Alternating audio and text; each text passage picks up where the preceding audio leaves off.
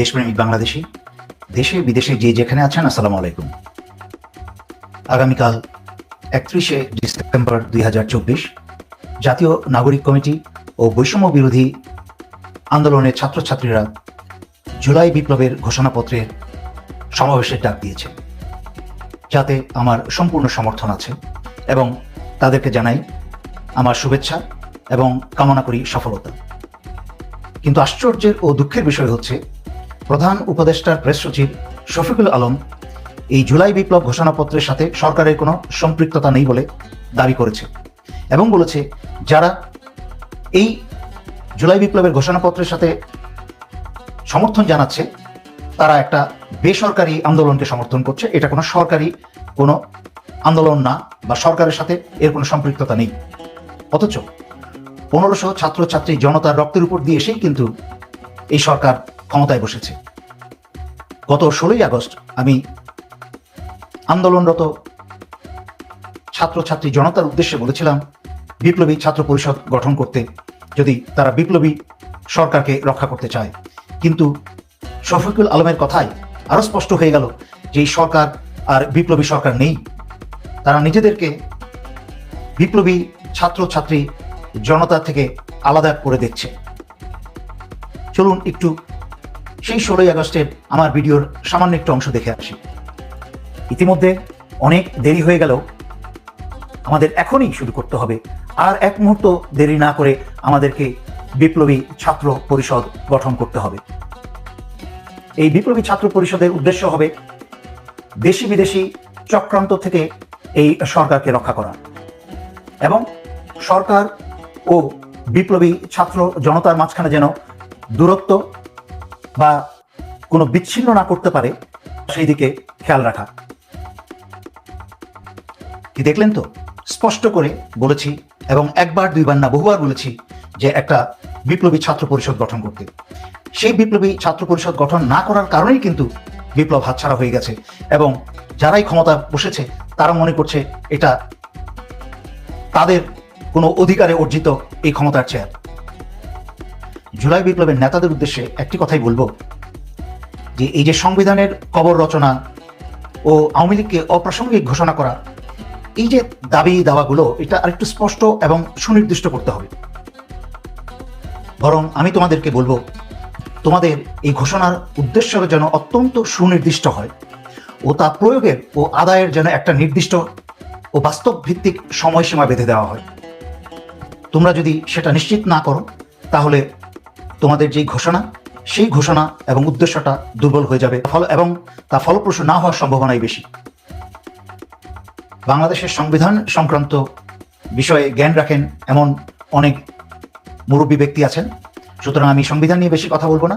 তবে প্রফেসর আলী রিয়াজকে যেহেতু দায়িত্ব দেওয়া হয়েছে, ওনার উপর আমার যথেষ্ট আস্থা আছে।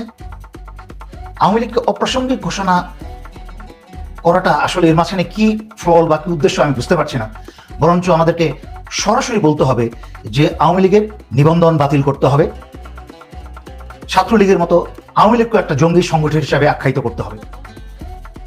কারণ আওয়ামী লীগ যেই পরিমাণ গণহত্যা এবং অপরাধ সংগঠন করেছে বাংলাদেশে, তাই যথেষ্ট আওয়ামী লীগের নিবন্ধন বাতিল করা এবং আওয়ামী লীগকে একটা জঙ্গি সংগঠন হিসাবে আখ্যায়িত করা।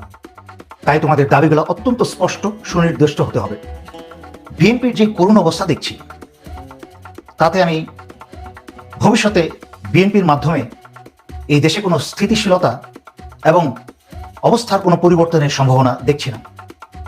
বিএনপি যতদিন পর্যন্ত নিজেদের ভিতরে সংস্কার নিশ্চিত না করতে পারবে, এই বিএনপির কাছ থেকে কিছু আশা করা যায় না।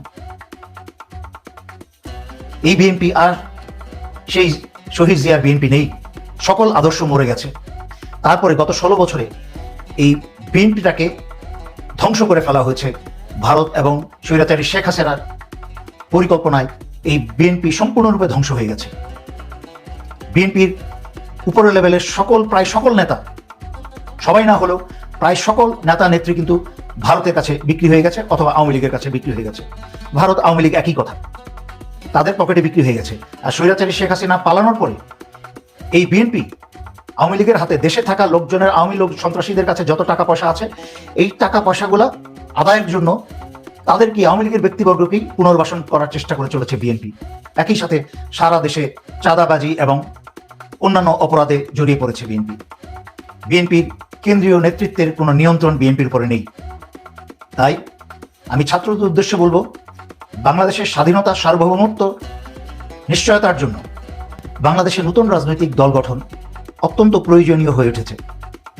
তাই তোমাদেরকে নতুন রাজনৈতিক দল গঠন করতে হবে। আমি শুনেছি বা পড়েছি যে জাতীয় নাগরিক কমিটি কোনো রাজনৈতিক কর্মকাণ্ডে জড়াবে না। তারা যেই সরকারই আসুক না কেন তাদেরকে জবাবদিহি করতে বাধ্য করবে, যা আমার খুব ভালো লেগেছে এবং তাকে আমি সমর্থন করি। তোমাদের বিশাল ভূমিকা রাখা এখানে সুযোগ আছে, তাই তোমরা সেই ভূমিকা রেখে যাও। পাশাপাশি তোমরা বাংলাদেশে একটা শক্তিশালী রাজনৈতিক দল গড়ে তোলো, কারণ একটা শক্তিশালী রাজনৈতিক দল গড়ে না উঠলে ভবিষ্যতে নির্বাচনে একটা রাজনৈতিক ভারসাম্য রক্ষা করা কঠিন হবে। আর যখনই রাজনৈতিক ভারসাম্য না থাকবে তখনই কিন্তু আবার একটা স্বৈরাচার তৈরি হবে। জামাতের সংগঠন শক্তিশালী, কিন্তু জামাতের সেই নেতৃত্ব আর নেই। জামাতের নেতৃত্বকে ভারত হাসিনার মাধ্যমে বহু আগেই ফাঁসি দিয়ে ধ্বংস করে দিয়েছে। এই বিপ্লবটাকে আসিফ নজরুলরা মেরে ফেলেছে, বহু আগেই হাইজ্যাক করে নিয়েছে, যা বহুবার ব্যাখ্যা করেছি। কিন্তু এখনো সময় আছে এই বিপ্লব এবং এই দেশের স্বাধীনতা সার্বভৌমত্ব এবং জনতার স্বার্থে, নিপীড়িত জনগণের স্বার্থে এই বিপ্লবকে আবার রক্ষা করা এবং শক্তিশালী হয়ে দাঁড় করিয়ে তোলা।